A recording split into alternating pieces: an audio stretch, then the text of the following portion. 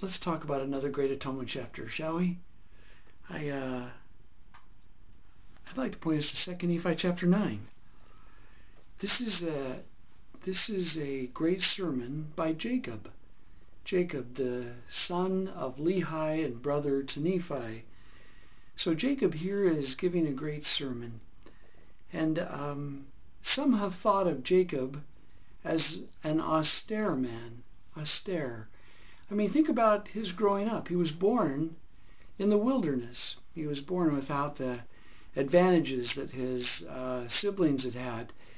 He wasn't born in the lovely home in Jerusalem getting the education and tutors that undoubtedly his older siblings had. But he was born in the wilderness, and he knew affliction from day one. And so some have accused him of being austere. And in fact, if we turn to verse 40 in 2 Nephi chapter 9, verse 40, let's look at the last part of it. He says, the words of truth are hard against all uncleanness. And says, I hate to have to talk to you about such awful stuff, but I wouldn't have to if you didn't do awful stuff. So he talks about hard things because that's what the people need. He also talks about the risk factors for spiritual failure. If we turn back to verses 28 and 30, notice in verse 28, skipping the first part, he says, when they are learned, they think they are wise, and they hearken not unto the counsel of God. For they set it aside, supposing they know of themselves, wherefore their wisdom is foolishness, and it profiteth them nothing, and they shall perish. And then learnedness, together with the self-perception of wisdom, that's a risk factor. There's another in verse 30, but woe unto the rich. For because they are rich, they despise the poor, and they persecute the meek, and their hearts are upon their treasures. Wherefore, their treasure is their God. Wow. So to be learned, that is educated and rich.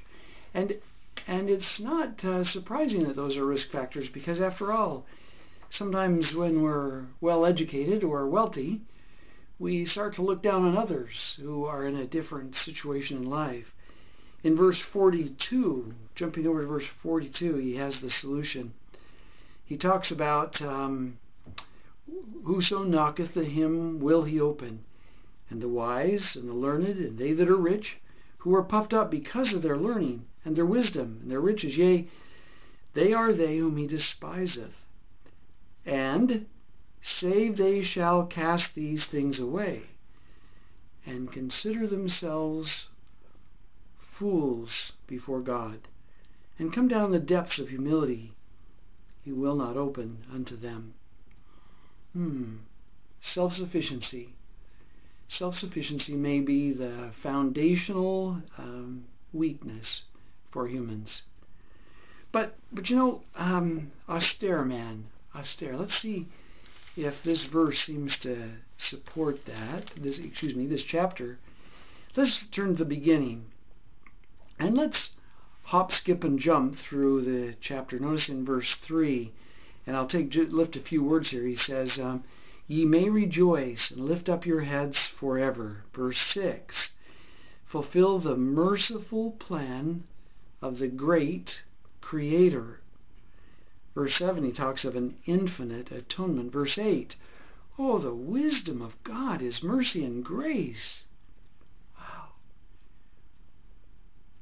Oh, the wisdom of God, His mercy and grace. Verse 10, how great the goodness of our God, who prepareth a way for our escape. Verse 13, oh, how great the plan of our God. Verse 17, oh, the greatness and the justice of our God. Verse 19, oh, the greatness of the mercy of our God. Verse 20, oh, how great the holiness of our God.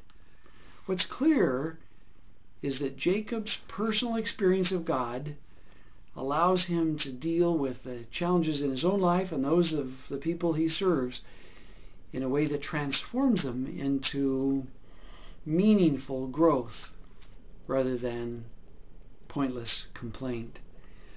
So let's see what his invitation is. If we turn to the end of the chapter, verse 50, he makes this invitation. And again, in the context of rejoicing, he says, "Come, my brethren, every one that thirsteth." Everyone that thirsteth. If you're parched and dry and you just thirst for words of eternal life, for words of hope, for just a shred of encouragement, then he says, "Come. Come ye to the waters, and he that hath no money, come, buy and eat." It doesn't matter that you have no money. "Yea, come buy wine and milk without money and without price." Wow, what an invitation. Let's conclude with what he says at the end of verse 52. Let your hearts rejoice. Let your hearts rejoice. Because of the atonement of Jesus Christ, we can learn and struggle and fall short. But if we turn to him, if we call on him, he will make us clean. May it be so.